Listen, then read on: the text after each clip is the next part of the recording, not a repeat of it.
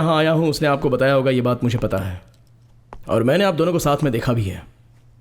तभी मुझे आपसे बात करनी चाहिए थी, लेकिन मैं उस समय चुप था आपका रिएक्शन देखने के लिए। थो, कैसे इंसान हैं आप, मारने के लिए गुंडों को भेज देते हो। भाड़े के गुंडों को। बंदूक लेके आने वाले गुंडों से भी मैं नहीं डरता। मेरे पापा ने मुझे आशीर्वाद दिया है, ये सीना मर्द का है।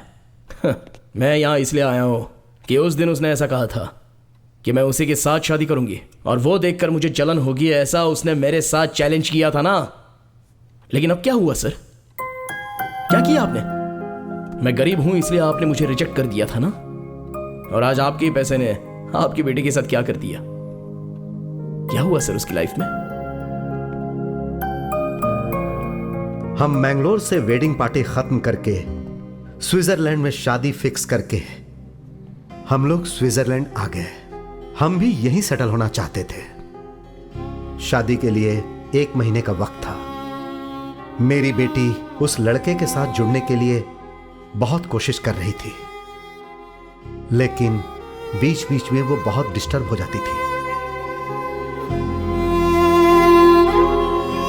एक दिन वो उसे पैराग्लाइडिंग के लिए लेकर गया था।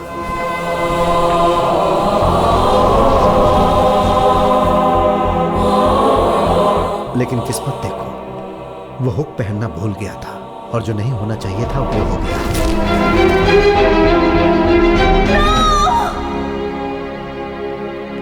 शादी के लिए अभी 10 दिनों का टाइम था, लेकिन वो लड़का मर गया। फिर उसके बाद मेरी बेटी बहुत शांत हो गई।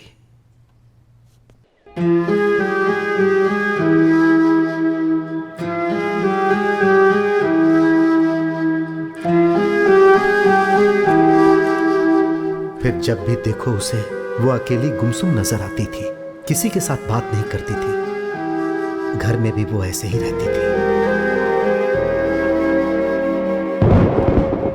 फिर एक दिन तेज बारिश हो रही थी। मैं उससे बात करने के लिए उसके रूम में उसके पास गया। वो चुपचाप बैठी हुई थी। अब बेटी, देखो ना, जोरदार बारिश हो रही है। जाओ बेटी, जाकर भीगो ना। मां से नहीं मिलना है क्या? नो।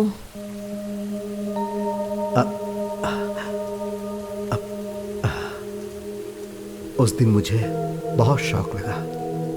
एक दिन उसने मुझे फोन किया और कहा कि मुझे आपसे बात करनी है, आप मेरी पसंदीदा जगह पर आ जाओ। मैं उससे मिलने इंटरलेक व्यू पॉइंट पर गया।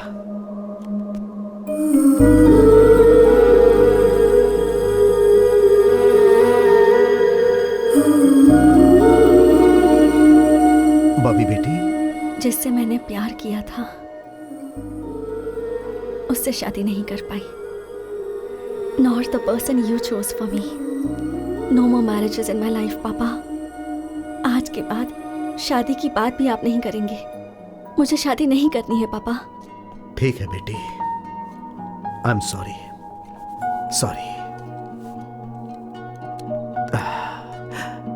दुनिया बहुत बड़ी है बेटी, तुम्हें जैसे जीना है जियो, जो करना है वो करो।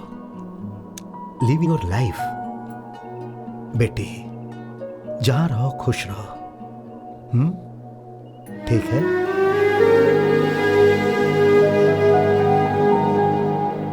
दिन गुजरते जा रहा था। फिर एक दिन वो बोली, पापा मैं एक हॉस्टल ज्वाइन करना चाहती हूं। मैंने ये सोचकर हां कर दिया कि शायद वो कुछ दिनों के लिए आराम कर ले, लेकिन वो काफी दिनों तक घर नहीं आई। जब मैं उससे मिलने की बात करता था तब वो अपनी पसंदीदा जगह इंटरलेक व्यू पॉइंट पर मुझे बुला लेती थी। मैं वहां जाता था।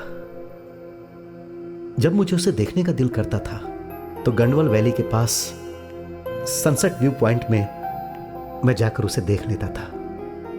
उसे कोई डिस्टर्ब करे पसंद नहीं था, इसीलिए मैं उसे कार में जाते जाते देख लेता था।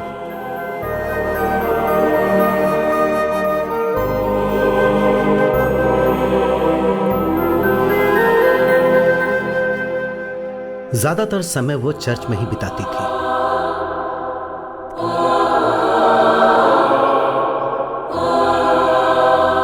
एक दिन उसने मुझे बोला, पापा मुझे आपसे मिलना है, आप चर्च में आ जाइए।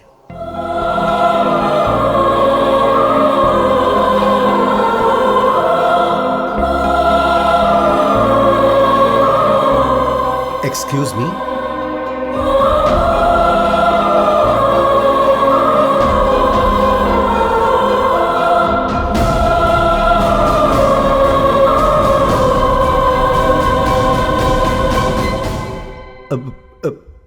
बेटी। आई एम सॉरी पापा फॉर एवरीथिंग।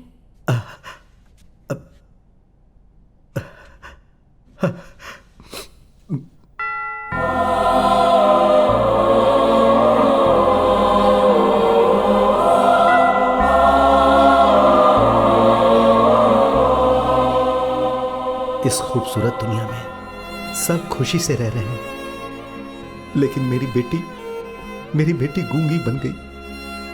उस दिन से मेरी सारी खुशियां पूरी तरह से मिट गईं। लेकिन अब मुझे एक आशा की किरण दिखाई दे रही है, और वो तुम में है। जानते हो, तुम्हें देखने के बाद मुझे बहुत खुशी हो रही है। पुरानी बातें भूल जाओ। अमर बेटा, क्या तुम मेरी बेटी के दिल में प्यार जगा सकते हो? प्लीज एक बार फिर से ट्राई करो।